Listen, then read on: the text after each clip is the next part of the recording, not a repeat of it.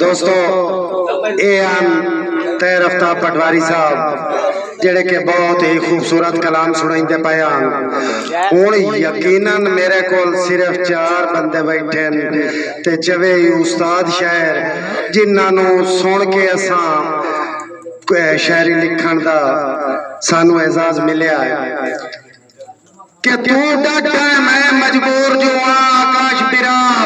तू डटा है फलकी बिरा कि दे गए हो इत्ते आवेया तू डटा है मैं मजबूर जो सट मैं आते बाहर ना छोड़ी नवी संगत के वासिफ नशे आए मजबूर विसार ना छोड़ी और उते कई दे ना दी कलीम जागे बड़ा तू तो बोलिया कर उते कई दे ना दी ला के मेहंदी था कमलिया मार ना छोड़ी मैनू टंग के तांग दे नेज़े आते उते ईद गुजार ना छोड़ी और थोड़ी तालियां दी गूंजे तशरीफ ले आंदे उस्ताद शायर तो खूबसूरत लिखारी अनमोल सोचा दा मालिक अनमोल तखय्युल दा मालिक और बहुत ही अच्छा इंसान जनाब गुलाम मुस्तफा आकिब साहब। आओ जी आकिब साहब। औज़ु बिल्लाहि मिनश शैतानिर रजीम बिस्मिल्लाहिर रहमानिर रहीम। मैन हुक्म होया एक गल करन वाले ना रूह नूं कुछ कुछ हो इंदा है। मैं ना इस इलाके दे विच 2 मुशहरे पहले पढ़े उस वेले हाजी मोहम्मद अफजल साबिर साहब और जड़ी है उन्हें हुक्म किया तो मैं इत्थे आया हूँ। अज मैंने हुक्म किया भाई कमर अब्बास ज़मान साहब और मुख्तसर जी हाजरी उस्तादन सुनसा है शामी जाने ते धुम्मी जाने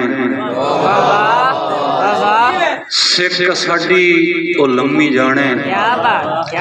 सदका ज़हरा दे नां दा के सोना सानू भी कम्मी जाने। मेहरबानी अज दे उचेचे पुराने मेरी वास्ते तो मेहमान हैं इत्थे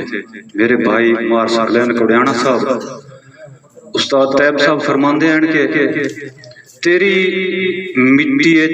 मिट्टी असा होना तेरी मिट्टी असा होना साडी मिट्टी दा हया करी मिट्टी है वासिफ भाई भावें थोड़े पिता तेरी थोड़ दे विच जेड़ा पड़े थोड़े चोए ओदी मर्जी जोड़े फन छोड़े हर जोड़ तरोड़ चोए तू मन या मुकर लोड़ मिटा के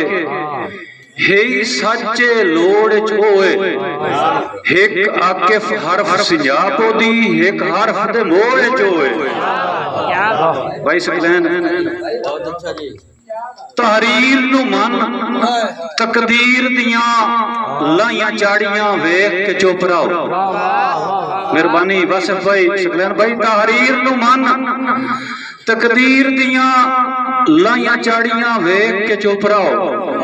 ओदी मर्जी पालियां टिब्बियां ते पानी साड़ियां वेख के चुप रहो और हैनी उमर ते होइयां गेण न कर तू फाड़ियां वेख के चुप रहो पढ़ कतबे आकिफ कबरां दे वदा माड़ियां वेख के चुप रहो। मेहरबानी भाई रख ज़हन च पाक दलीलां दे मनशूर निमाशां ताईं रह जाए आप अनेरे मुल ले उए दूर निमाशां ताईं रह और सुबह सादिक पी के अखियां चूं मखमूर निमाशा ताई रहे एक रूह दी पारू कई रूह वाकिफ मशकूर निमाशा ताई रहे। बहुत शुक्रिया बहुत मेहरबानी भाई जान के रुत नाल वंजी गया बुत मेरा हुण कौन सियाणे बुत नू। मेहरबानी मेहरबानी रुत नाल वंजी गया बुत मेरा खांजी हुण कौन सियाणे बुत नू अखी वेख्या मंजर उजड़न दा आया सेक निमाणे बुत नू और 40 साल दी आकिफ जिंदगी विच सुख कदण सिमाणे बुत नू भोरे कितियां देश ते ला ना सकियो रूह नाल ठिकाणे बुत नू। क्या बात भाई वाह बहुत खूबसूरत ट्रेन नगरी भाई जी।